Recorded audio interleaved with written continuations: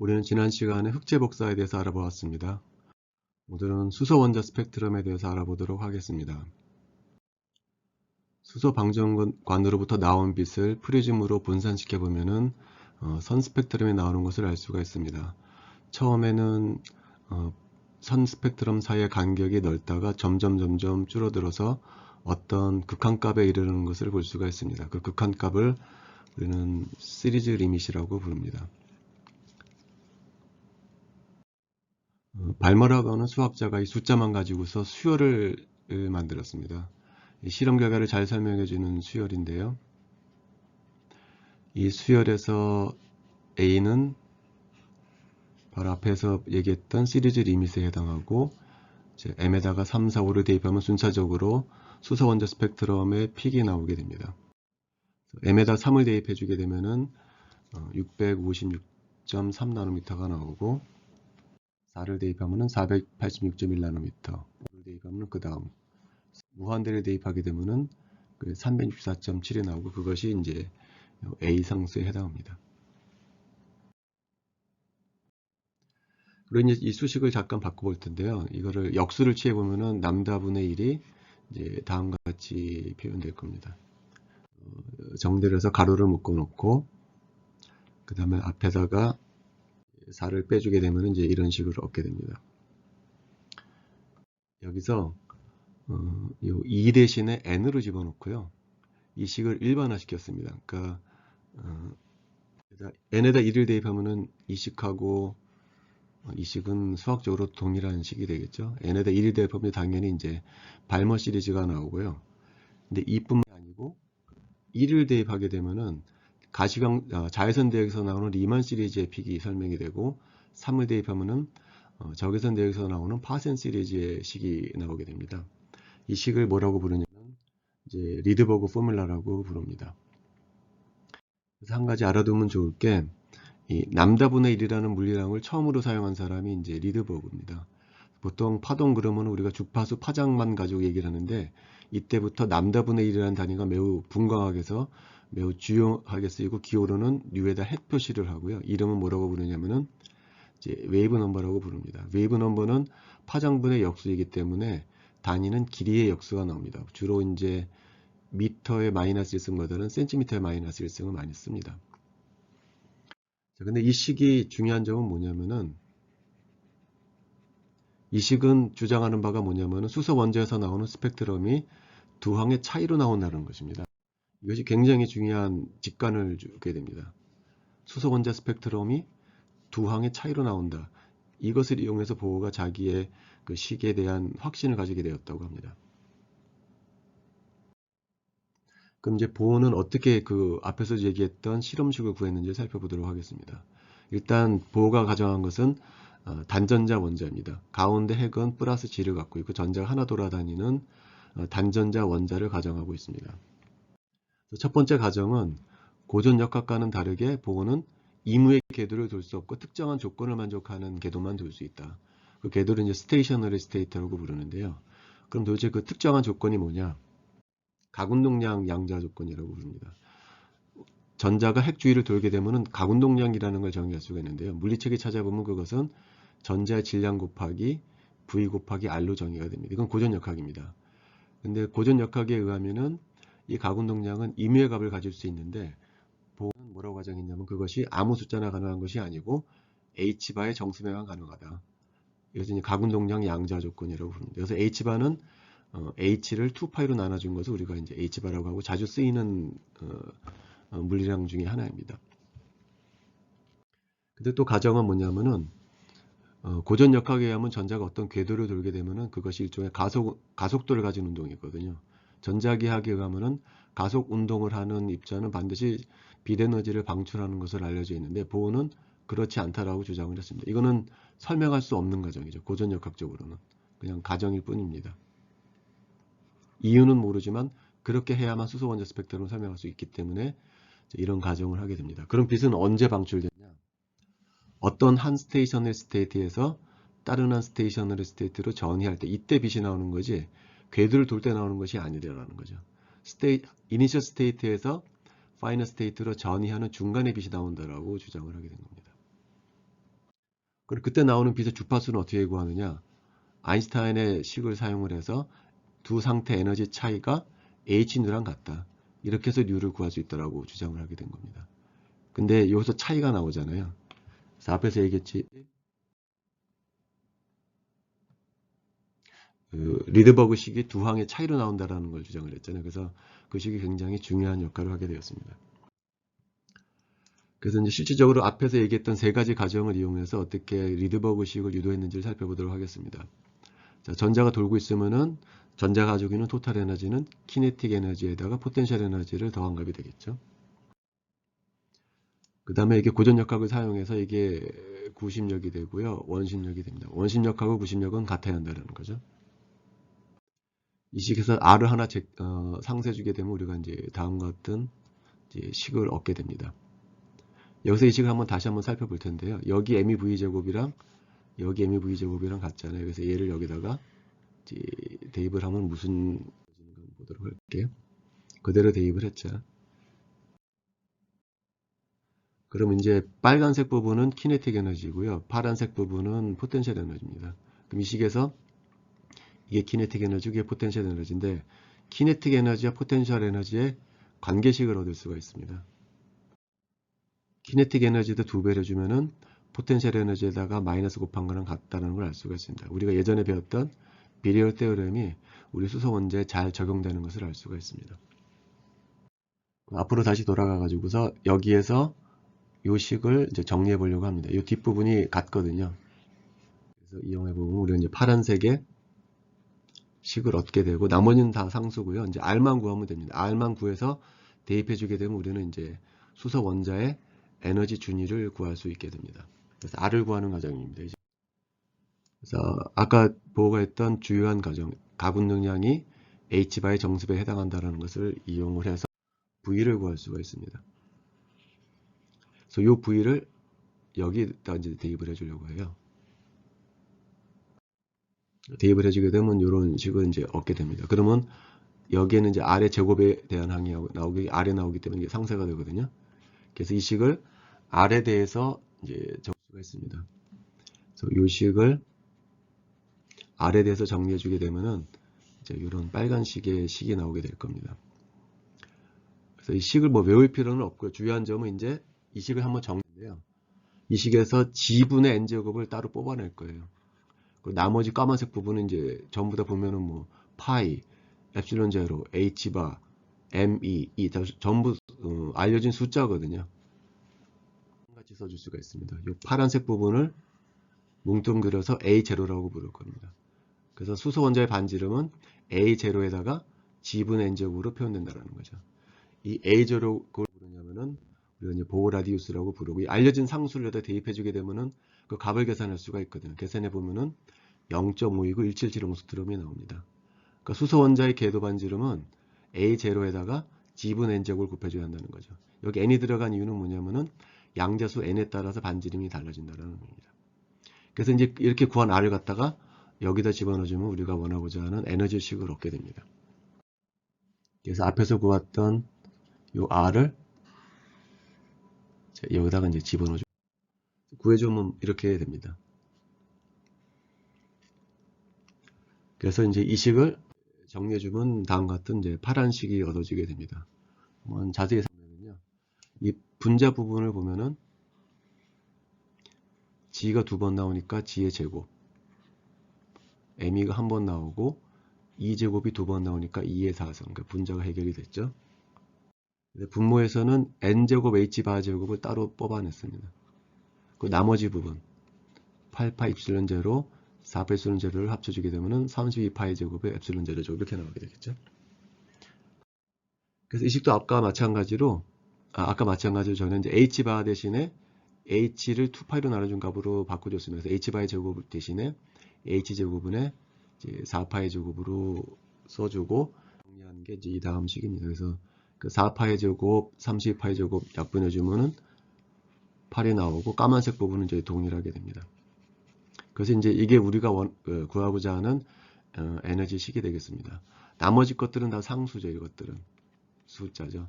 그러니까 뭐에 따라 달라지냐면은 수소 원자 에너지는 N에 따라 달라진다는 거죠. 이거 N을 뭐라고 부르냐면은 이제 양자수라고 부르게 됩니다.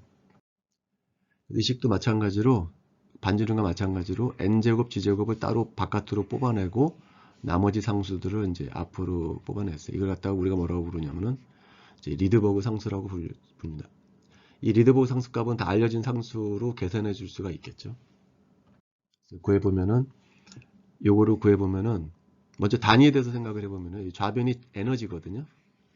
그 다음에 n제곱분의 g제곱은 단위가 없습니다. n은 양자수, 숫자거든요.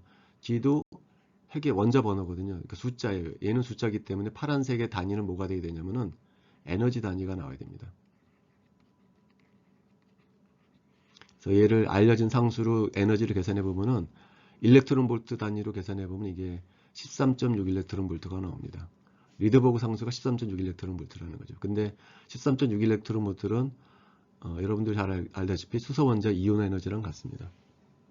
이거를 줄 단위로 바꿀 수도 있습니다. 일렉트론 볼트 단위를 줄 단위 에너지로 바꾸게 되면 2.18 곱하기 10의 18승이 나옵니다. 이거 둘 다 리드버그 상수인데 단위만 다른 것 뿐이죠. 결론은 뭐냐면은 수소 원자의 에너지는 이렇게 표현이 되는 얘기죠. 어떤 상수, 리드버그 상수에다가 n제곱분의 g제곱으로 표현되는데 그때 리드버그 상수는 이런 알려진 상수로 이제 구할 수 있다라는 것이 이제 보호의 결론이었습니다. 자, 근데 우리가 구하고자 하는 것은 에너지가 얼마인지를 알고 싶은 것이 아니고 리드버그 이 식을 유도해내고 싶었던 거거든요. 실제는 우리가 리드버그 식을 유도해주고 싶은 건데 지금 보호가 구한 것은 스테이셔너리 스테이트의 에너지에서 어떻게 에너지 레벨에서 리드버그 식을 유도할 수 있는가에 관한 내용입니다. 앞서도 얘기했지만 보호 과정은 어떤 불연속적인 스테이셔너리 스테이트를 전자가 돌고 있는데 빛은 언제 나오냐면은 한 스테이셔너리 스테이트에서 다른 스테이셔너리 스테이트로 전이할 때 빛이 나온다라고 얘기를 했어요. 이거를 이니셜 스테이트라고 그러고 전이되고 난 다음에 스테이트를 우리가 이제 파이널 스테이트라고 부르게 될 겁니다. 이니셜 스테이트 에너지는 여기다가 ni 집어넣어주면 되겠죠. 파이널 스테이트 에너지는 여기다가 nf 집어넣어주면 될 겁니다. 그래서 보호 과정에 하면은 이때 이제 빛이 나올 텐데 어떤 주파수로 빛이 나올 때 그때 주파수 H뉴는 어떤 식을 만족하냐면 H뉴는 두 스테이션의 스테이트 사이의 에너지 차이에 해당한다는 거죠. 그리고 EI하고 EF는 바로 보호식으로부터 집어넣어주면 될 거라는 거죠. 그래서 EI 빼기 EF 대신에 앞에서 구했던 우리 보호식을 이제 대입을 해줄 겁니다. 이제 뉴 대신에 남다분의 C를 대입해 줄 겁니다. 그러니까 우리가 파동에서 잘 아는 식이 C는 이제 남단 U라는 식을 이용을 하게 되면은 U는 이제 남다분의 C거든요. 그래서 우리가 이제 이런 식을 얻게 될 겁니다. 그래서 이 리드버그 식의 좌변이 남다분의 1이기 때문에 HC를 오른쪽으로 옮겨주게 될 겁니다. 그러면 좌변이 남다분의 1이 나오고 이런 식을 얻게 됩니다. 이 식의 형태는 리드버그 식의 형태랑 이제 같다라는 거죠. 그래서 우리는 보호의 과정으로부터 보호의 식으로부터 우리가 리드버그 식을 이제 유도해낼 수가 있었습니다. 그리고 이제 요 식 앞에 식을 이용을 해서 R 값을 계산할 수가 있었죠. 리드버그는 이 R 값을 계산한 것이 아니고 실험적으로 구했거든요. 실험적으로 측정을 한 값이에요. 그 다음에 이 R은 이론적으로 구한 값이에요. 보호가. 그래서 이 이론적으로 구한 값하고 실험적 측정 값을 구해봤더니 이제 같더라는 얘기죠. 그래서 보호가 리드버그 식을 이제 성공적으로 예측을 해놨는데 이제 한 가지 이제 문제가 있었습니다. 무슨 문제가 있냐면은 실험학자들이 실험한 결과하고 보호식이 약간 틀리더라는 거였어요. 그래서 다시 보호식을 보면은 보호식에 의하면은 에너지는 리드버그 상수에다가 n제곱분의 g제곱을 곱해준 거라고 그랬죠. 그리고 이 앞부분은 대충 계산해 보면 13.6 일렉트론 볼트였다라는 거예요. 그래서 보호의 식을 정확히 따랐을 때 수소 원자와 헬륨 플러스 원자의 에너지 레벨을 이 식에다 대입해서 구할 수가 있습니다. 수소 원자 헬륨 2 플러스는 전부 다 전자가 하나인 원자이고요. 단지 다른 점은 뭐냐면 핵전하가 다르죠. 수소 원자는 핵전하량이 1이고 헬륨 플러스는 이제 2가 될 겁니다. 그러니까 여기다 1 대입해 주게 되면 수소 원자 에너지 레벨이 나옵니다. 그래서 제일 첫 번째 레벨은 13.6 일렉트론 볼트, 그 다음 마이너스 3.4, 1.5 이런 식으로 우리가 수소 원자 에너지 레벨을 그릴 수가 있어요. 마찬가지로 헬륨의 에너지 레벨도 그릴 수가 있겠죠. 여기다가 4만 곱해주면 되겠죠. 여기다가.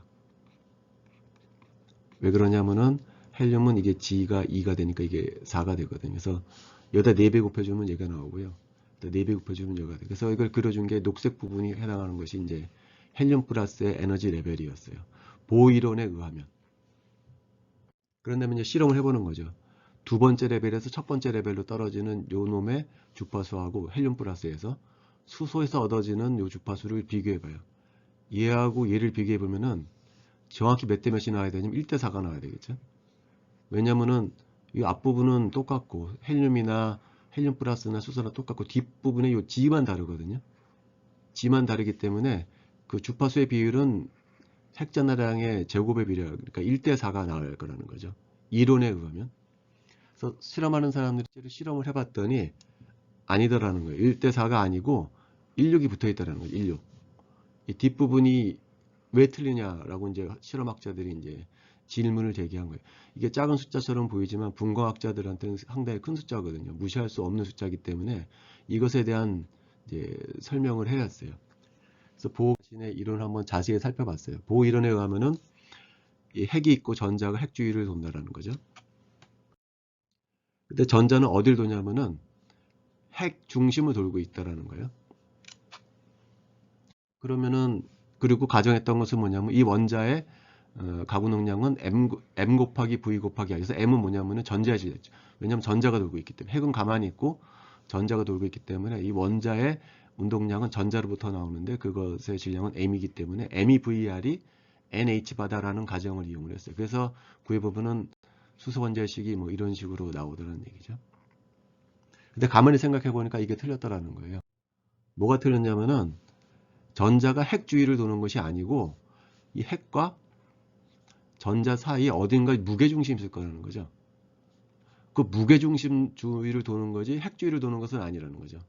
또 마찬가지로 핵도 가만히 있는 것이 아니고 그 공통의 무게중심 주위를 핵도 돈다라는 거죠. 전자도 돌고 핵도 돈다라는 거예요. 어떤 두 개의 무게중심을. 근데 사실 이 무게중심이 거의 어디에 있을 거냐면은 핵에 있을 거예요. 왜 그러냐면은 핵의 질량이 전자 질량보다 2000배 정도 크기 때문에 이 무게중심은 거의 핵에 있을 것이긴 하지만 엄밀하게는 핵에 있지는 않고 약간 떨어져 있는 데서 있을 것이고 그 공통의 무게중심을 핵도 돌고 전자도 돌 거라는 거죠. 그래서 가군동량을 다시 계산해 보면 이렇게 된다는 거예요. 원래 전자만 돈다라고 했을 땐 여기가 전자 질량만 들어가잖아요. 근데 다시 핵도 돌고 전자도 돈다라고 했을 때 가운동량을 계산해 보면 여기가 전자 질량이 들어가는 것이 아니고 환산 질량이라는 게 들어갑니다. 환산 질량은 물리책에 찾아보면은 뭐 이런 식으로 정의된다고 알려져 있어요. 근데 이게 MP가 ME보다 무지 무겁기 때문에 대부분은 이거 상쇄해 줄 수가 있거든요. 그래서 뮤하고 ME가 거의 같겠죠. 정확히 같지는 않지만. 하지만 이걸 무시해서는 안 된다는 거죠. 그래서 무시하지 않는다면은 여기가 전자 질량이 들어가지 않고 환산 질량이 들어갑니다. 일반적으로 얘하고는 다르겠죠. 거의 비슷하지만 다를 거라는 거예요. 그럼 무슨 일이 벌어지냐? 아까 전자만 돈다라고 했을 때는 요 리드버그 상수에 전자 질량이 들어가는데 아니다. 핵도 돈다라고 했을 때는 요 환산 질량 값이 어디로 들어가냐면 여기로 들어가게 됩니다. 이게 리드버그 상수가 된다는 거죠. 그러니까 리드버그 상수에 전자 질량이 들어가는 것이 아니고 핵의 질량을 고려한 환산 질량이 들어가야 한다는 뜻이 됩니다. 결국 무슨 얘기냐면 리드버그 상수는 이제 더 이상 상수가 아니라는 거죠. 왜냐하면은 여기가 환산 질량이 들어가기 때문에 핵의 질량에 따라서 리드버그 상수값이 이제 달라질 수 있다는 것을 알게 됐습니다. 그럼 이게 아까 원래 식이었었거든요. 이 식을 이렇게 바꿔줘야 한다는 거죠. ME가 아니고 환산 질량이 들어가야 한다는 거죠. 그럼 아까 우리가 이 식을 고수했을 때는 수소 원자와 헬륨 플러스의 주파수의 비율은 오직 뭐에만 의존할 거냐면은 핵 전하량에만 의존할 거거든요. 왜 그러냐면은 이 앞부분은 똑같을 거니까. 수소하고 헬륨 플러스인 경우에. 그러나 실제 그렇지 않다라는 거예요. 실제로는 이 식을 써야 한다는 거죠. 다시 말하면은 수소하고 헬륨 플러스를 비교해 보면은 핵 전하량도 다르지만 환산 질량도 다를 거라는 거죠. 그래서 이 항을 추가해 줘야 된다는 거죠. 수소의 환산 질량하고 헬륨 플러스 환산 질량의 비율이 앞에 들어가야 한다는 거예요. 거의 같겠지만 다르다는 얘기죠. 실제 계산해보면 그것이 계산해보면 1.0004가 되고 거기다 4를 곱해주게 되면은 이 뒷부분이 설명이 된다는 거였습니다. 그래서 실험 결과를 아주 이제 완벽하게 설명을 해줬다는 거죠.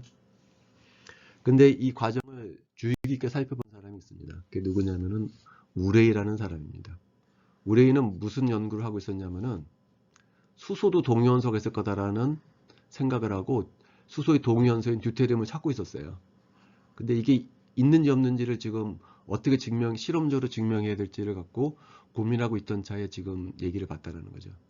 지금 얘기가 뭐냐면은 수소의 리드버그 상수랑 듀테리움의 리드버그 상수가 다를 거라는 거예요. 왜 그러냐면은 핵의 질량이 다르기 때문에.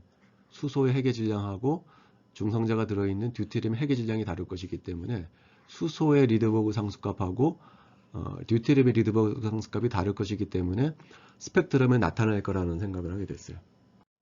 실제 결과입니다. 이게 수소 원자의 스펙트럼이고요. 이게 듀테리움의 스펙트럼이에요. 보면은 차이가 나지. 이게 상당히 큰 거고요. 옹스트롬 단위로 4옹스트롬, 2옹스트롬은 분광에서는 굉장히 큰 거거든요. 차이가 나야 한다는 얘기죠. 수소일 때랑 듀테리움일 때랑 찍어보면은 이렇게 차이가 날 거라는 거예요. 실제로 실험을 해보니까 픽이 2개씩 나타나더라는 얘기죠. 다시 말하면 듀테리움이 실제로 있다라는 것을 그 원자 스펙트럼을 이용해서 이제 발견을 했습니다. 그래서 우레이는 이거 가지고 노벨상을 탔습니다. 듀테리움을 발견한 것으로.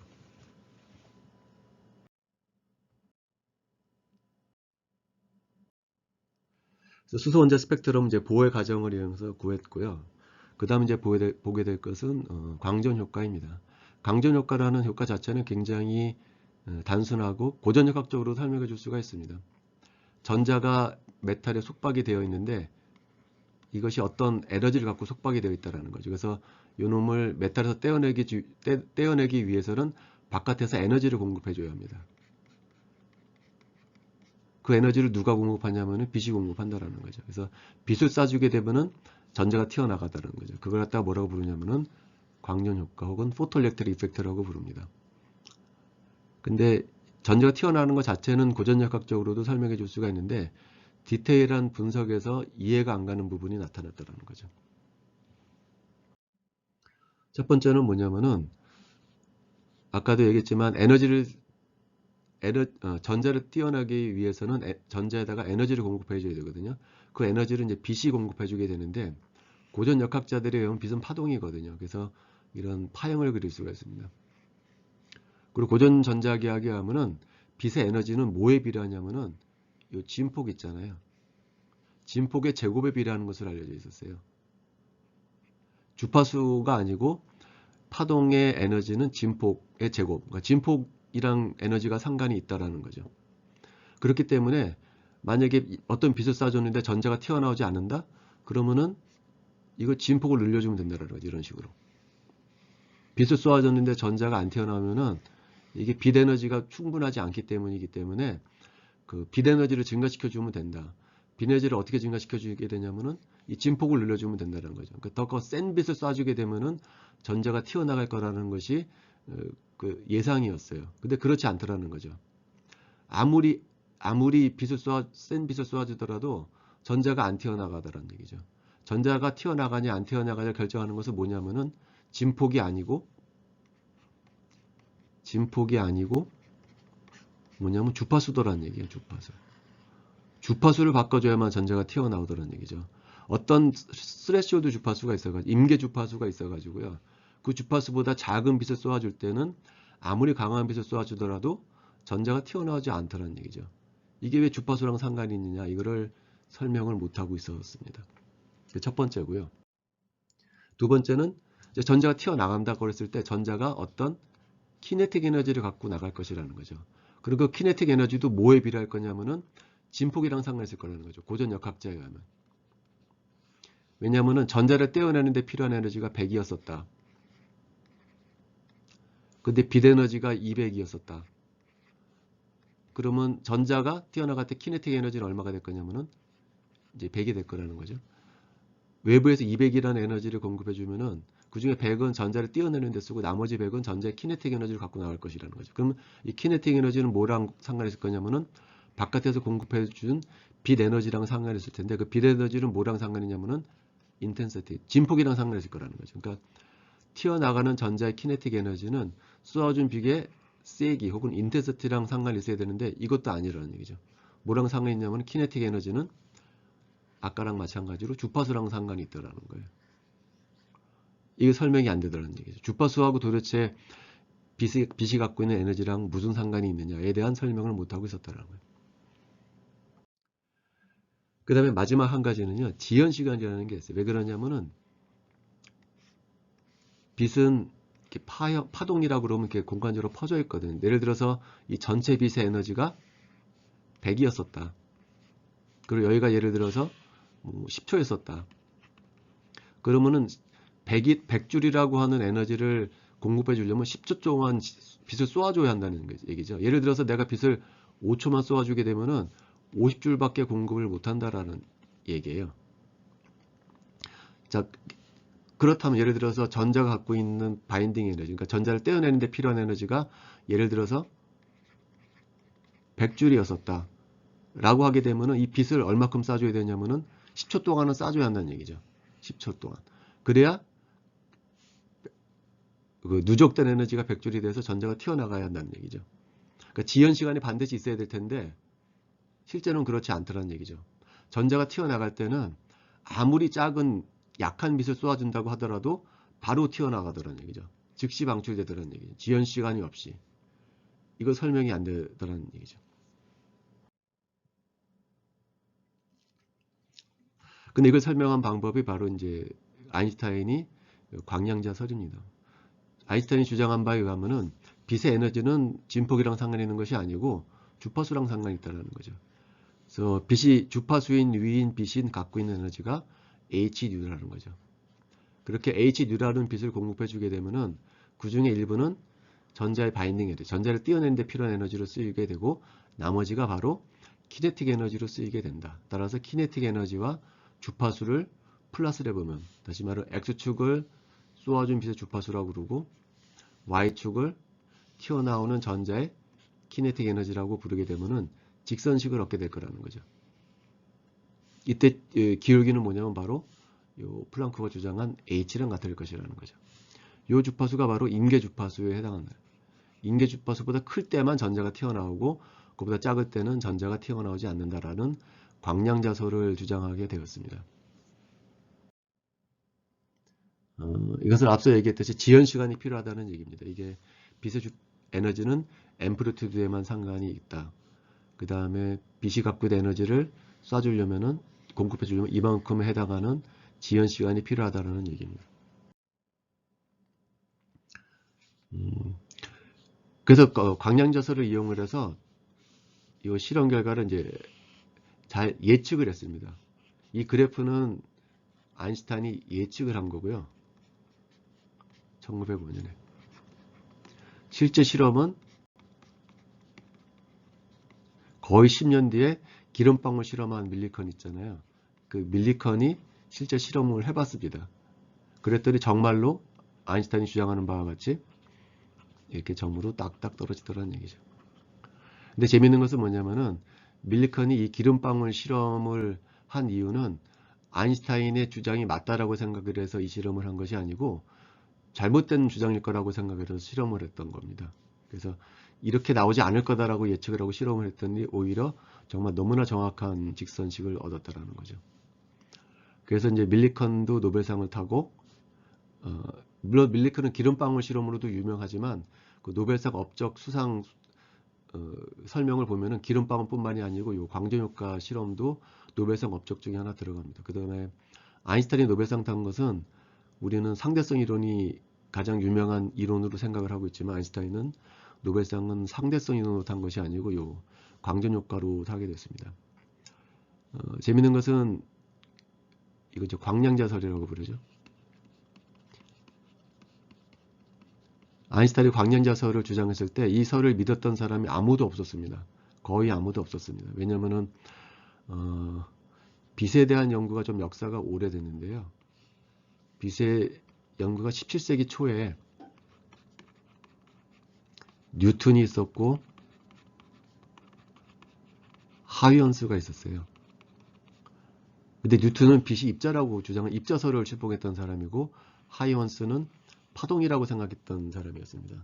근데 두 사람이 의견이 달랐어요. 근데 이 당시 나타나는 광학 현상은 입자설로도 설명이 되고 파동설로도 다 설명이 됐었어요. 근데 여러분들이 잘 알다시피 뉴턴이 하이언스보다 조금 더 유명한 사람이거든요. 그래서 거의 100년 동안 뉴턴의 입자설이 받아들여지고 있었다는 거죠. 그러다가 100년 지나서 1803년에 토마스 영이라는 사람이 간섭 실험을 하게 됩니다. 이중실 실험을 해보니까 간섭을 하더라는 얘기죠, 빛이. 근데 간섭 현상은 입자설로는 도저히 설명이 안 되거든요. 그 다음에 1919년에 프레넬이라는 사람이 회절 현상하고 빛은 평광을 갖고 있다는 그 당시 알려져 있었거든요. 이거를 수학적으로 증명을 해요. 그 파동설을 이용을 해서 회절 현상과 평광 현상을 설명하게 됩니다. 그러면서 이제 점점 뉴턴의 입자설이 깨어지게 됐었죠. 그 다음에 1819년. 그 다음에 1850년도에 피조하고 푸코라는 학자들이 빛의 속도를 측정을 합니다. 근데 특히 어디에서 빛의 속도를 측정했냐면 액체에서의 빛의 속도를 측정해봤더니 진공에서의 빛의 속도에 비해서 액체에서의 빛의 속도가 작다라는 것을 발견했어요. 근데 앞서 그 뉴턴이나 하이언스나 빛에 관한 모든 현상을 다 설명할 수 있다고 그랬잖아요. 굴절도 마찬가지거든요. 굴절 현상도 입자설로도 설명이 되고 파동설로도 설명이 됐어요. 근데 단지 차이점은 뭐냐면은 뉴턴의 입자설인 경우에는 빛이 액체로 들어갈 때는 속도가 더 빨라져야 한다라고만 해야 굴절 현상을 설명할 수가 있었어요. 반면에 파동설의 하이언스 이론을 따르게 되면은 액체로 들어갈 때 빛의 속도가 느려야만 굴절 현상을 설명할 수가 있었어요. 근데 1850년에 처음으로 액체에서의 빛의 속도를 측정해 봤더니 느리더라는 얘기죠. 그 말은 입자설이 문제가 있다라는 게 되는 거죠. 그러고 나서 1866년인가에 맥스웰이라는 사람이 전기학하고 자기학을 합해서 전자기학이라는 학문을 만들어내요. 전자기학 그 파동식을 만들어 보면 파동이라는 것이 있는데 그 파동의 속도가 있거든요. 그 파동의 속도가 빛의 속도랑 같다는 얘기죠. 피조하고 푸코가 측정했던 그 속도하고 맥스웰이 종이로 풀어서 나온 맥스웰 이퀘이션을 풀어서 나온 파동의 속도를 계산해 봤더니 같다라는 얘기예요. 그러니까 이제 뭐 거의 이쯤 되면은 파동설이 거의 승리한 입장이 되겠죠. 그리고 실제로 이건 이론이었거든요. 1887년에 허츠가 파동을 실험적으로 발생을 시키게 됩니다. 그래서 여기서 완전히 끝난 게 된 거죠. 그래서 이제 파동설이 완전히 이제 승리를 하게 된 겁니다. 그러니까 17세기 초부터 거의 뭐 100몇십 년 동안 사람들이 처음부터는 입자설로 생각하고 있었다는 얘기죠. 그러다가 파동설로 바뀐 지 얼마 안 됐는데 다시 아인슈타인이 광량자설을 들고 나오니까 사람들이 상당히 이제 당황스러워 했었다는 거죠. 그래서 어쨌든 간에 광전효과는 이런 식으로 설명을 하게 되었습니다. 자, 그 다음에 이제 드브로이 얘기를 할 차례인데요. 드브로이가 주장한 것은 뭐냐면은 아인슈타인은 두 가지가 유명하죠. 상대성 이론과 광전효과. 상대성 이론에 의하면은 에너지는 운동량 곱하기 빛의 속도라고 주장을 합니다. 그 다음에 광전효과는 방금 배웠듯이 E는 h N라는 거죠. 이 두 식을 합쳐줘요. 그러면 PC는 h N가 되겠죠. 그래서 이항을 해줘요. 그럼 P는 C분의 h N가 됩니다. 그 다음에 아까 얘기했던 파동의 일반적인 식을 이용을 하게 되면은 P는 람다분의 H라는 결론을 얻게 됩니다. 자, 이 식의 의미는 뭐냐면은 지금 빛의 얘기거든요. 빛. 빛은 원래 파동이라는 거죠. 파동이기 때문에 파장을 정의할 수가 있습니다. 근데 이놈의 빛이 가끔 가다가는 입자로 행동할 때가 있다라는 얘기예요. 빛은 파동인데 그래서 파장을 정의할 수가 있는데 가끔 가다가 입자로 행동할 때가 있다는 거죠. 입자로 행동하면 뭘 정의할 수가 있냐면 모멘텀을 정의할 수가 있거든요. 그럼 이때 입자로 행동할 때 모멘텀을 어떻게 구할 것이냐라는 거죠. 이 식을 이용하면 된다는 거죠.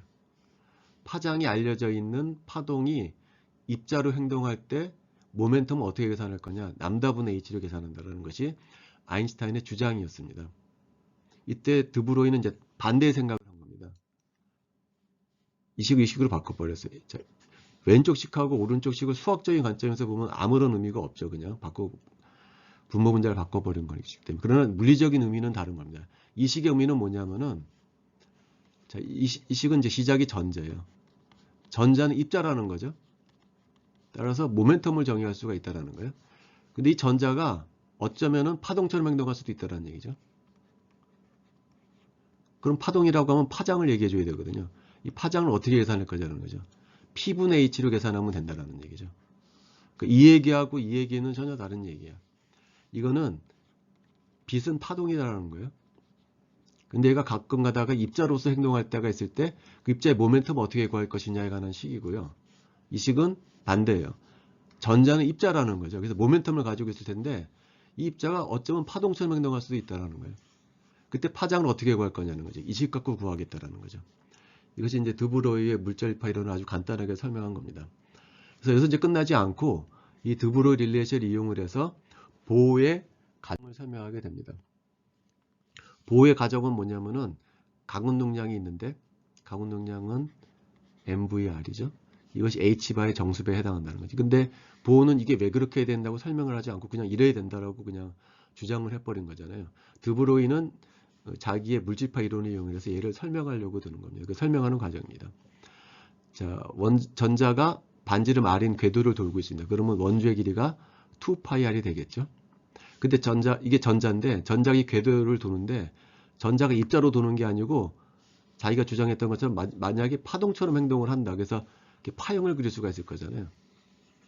그때 다시 처음으로 돌아왔을 때 원래 상태랑 똑같아야 된다는 거죠.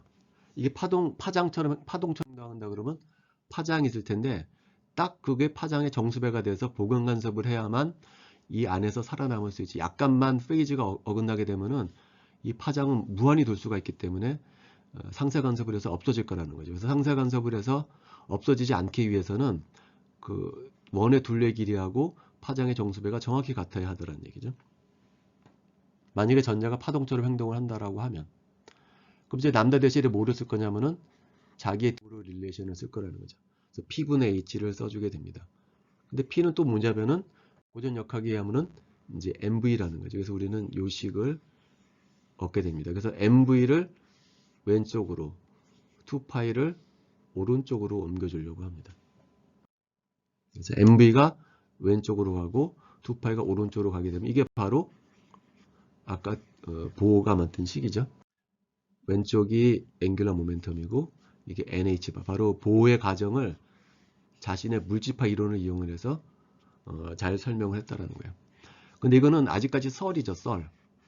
그렇다라고만 한 거지, 그럴 수도 있다라는 것이 이게 실험적으로 증명이 된 것이 아니잖아요. 근데 실제로 실험한 사람이 있습니다. 다고 저버라는 사람이 실험을 했습니다. 정말 람다가 P분의 H다라는 것을 보여주는 실험입니다. 실험 셋업을 간단히 설명해 주게 되면 여기 코일이 있고 코일에다 전류를 흘려주게 되면 열전자가 튀어나옵니다. 열전자는 속력이 없기 때문에 얘를 가속시켜주기 때문에 가속시켜주기 위해서 이게 플러스 마이너스 플레이트를 걸어주게 54V를 걸어줬습니다. 그래서 이게 가속이 됩니다. 그래서 어떤 특정한 운동 에너지를 갖고 탁 튀긴 다음에 이게 튀어나가게 됩니다. 전자가. 그 다음에 여기다 디텍터를 갖다 놓은 다음에 몇 도에서 가장 전자가 많이 튀어나오는지를 이제 측정을 한 것이 이제 다빗슨 저머 실험입니다. 그래서 기억해야 될 것은 54V를 걸어줬다는 것을 기억을 해줘야 돼. 그 다음에 이 각도가 몇 도냐면은 실험을 해보니까 50도에서 가장 전자가 많이 튀어나왔다라는 것이 다빗슨 저머의 이제 결론입니다. 자, 54V 갖고 우리가 뭐라 계산할 수가 있냐면 전자가 가속을 받잖아요.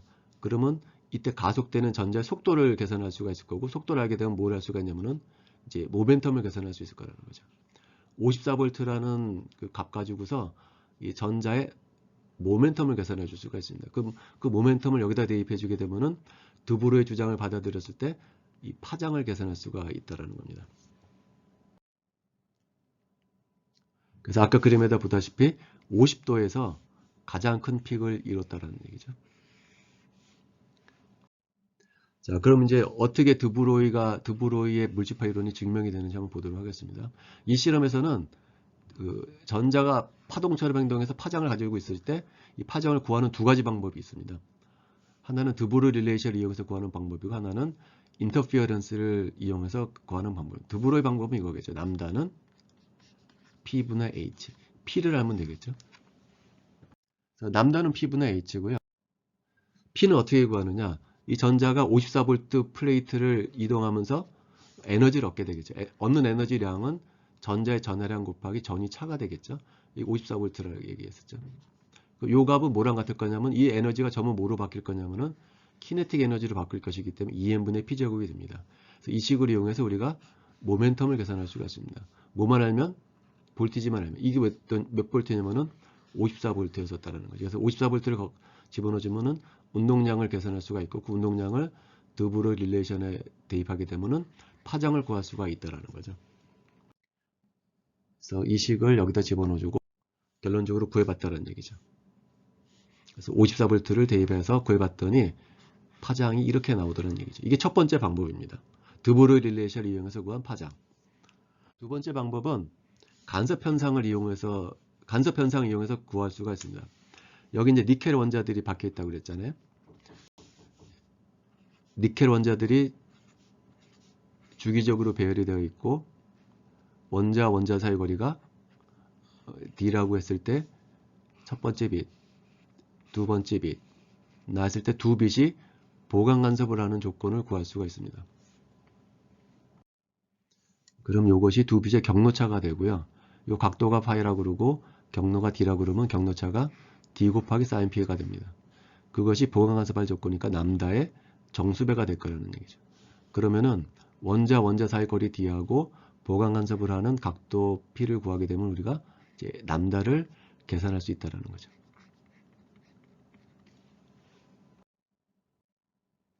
그래서 얘하고 얘를 알면 람다를 계산할 수 있다는 겁니다. 근데 앞서도 얘기했지만 각도를 우리가 알고 있거든. 50도에서 가장 전자가 많이 튀어나왔다는 것을 알고 있기 때문에 여기다가 50도를 집어넣어 준 겁니다. 그다음 원자 사이 거리는 엑스레이 데이터를 이용해서 2.15 곱하기 10의 10승미터라는 것을 알고 있었습니다. 그러니까 얘는 이미 알고 있었고 실험을 해서 50도에서 보강 간섭을 하는 것을 알았기 때문에 우리는 그것을 또 뭘 구할 수가 있냐면은 파장을 구할 수가 있을 거라는 거예요. 근데 그 파장 이렇게 해서 구한 파장하고 드보르 릴레이션을 이용해서 구한 파장이 같더라는 얘기죠. 이름으로써 이제 다비스 점머 실험을 이용해서 드보르의 식이 맞다는 것을 이제 알게 되었습니다. 자, 지금까지 얘기는 결과적으로 입자라고 생각이 됐던 전자가 파동처럼 행동한다는 얘기죠. 그래서 그걸 매터 웨이브라고 부릅니다. 그러니까 전자가 이제는 파동으로 생각을 해야 된다는 거예요. 근데 약하게 나오기 전부터 우리가 파동이라는 것을 많이 알고 있었거든요. 그리고 예전에도 얘기했지만 파동을 나타내는 수학적인 방법이 바로 파동 함수로 나타난다는 거였습니다. 그러면 물질파도 마찬가지로 이런 모종의 파동 함수가 있을 거라는 거죠. 그럼 이 파동 함수가 만족해야 할 파동 방정식이 있을 거라는 거죠. 이걸 구해야 할 거라는 것이죠. 이것을 만족해야 할 파동 방정식을 구해야 할 거라는 거죠. 근데 우리가 양력학이 나오기 전에도 파동이라는 게 있었고 그 파동을 이런 파동 함수로 기술하고 그 파동 함수가 만족해야 할 파동 방정식은 이미 나와 있었거든요. 그러면 물질파도 파동이니까 그냥 얘를 여식에다 대입해서 구하면 되지 않냐. 이제 그런 생각할 수가 있는데 그렇지가 않다라는 거죠. 이게 아니라는 거죠. 왜 그러느냐? 우리는 이제 그런 이퀘이션을 사용할 것이 아니고 슈레딩거 방정식을 사용해야 되는데 그러냐면은 이것 때문에 그런 겁니다. 자, 아인슈타인의 합은 E는 hν 가 되고 그 입자가 자유입자라고 하면 그 에너지는 2n분의 P제곱으로 나타날 겁니다. 여기 P 대신에 드보르의 물질파 이론을 사용해서 P 대신에 람다분의 H를 대입해주게 되면 이 식을 얻게 될 겁니다. 그럼 이 식에서 우리가 주파수하고 파장 사이의 관계식을 얻게 됩니다. 이 식은 물질파가 만족해야 할 주파수와 파장 사이의 관계식이라고 부르고 그걸 디스퍼전 릴레이션이라고 부릅니다. 이 식을 만족해야 된다는 거죠. 파동이라고 하면은 주파수가 있고 파장이 있을 텐데 이게 지멋대로 돌아다닐 수가 없고 반드시 이 두 식을 만족시켜줘야 한다는 거예요. 물질파라고 하면은 드보르 릴레이션을 만족해야 되기 때문에 반드시 이 식을 만족해야 된다. 이걸 디스퍼전 릴레이션이라고 부릅니다. 근데 우리가 앞서 얘기했던 클래시컬 웨이브 이퀘이션을 풀어서 어떤 파동이 나왔다고 했을 때 그 파동도 마찬가지로 주파수가 있을 것이고 파장이 있을 텐데 이 두 개가 이식을 만족할 거냐? 아니라는 거죠. 일반적으로. 여기 이 웨이브 이퀘이션에는 드브로이에 관한 정보가 없기 때문에 이 웨이브 이퀘이션을 풀어서 나온 주파수와 파장이 반드시 이식을 만족하지는 않을 거라는 거죠. 그래서 이식을 써줄 수가 없습니다. 그래서 우리가 필요로 하는 것은 슈레딩거 이퀘이션이고 슈레딩거 이퀘이션은 물집파의 디스퍼전 릴레이션을 만족하도록 디자인되어 있는 이퀘이션입니다. 이 식에 관해서는 다음 시간에 배우도록 하겠습니다.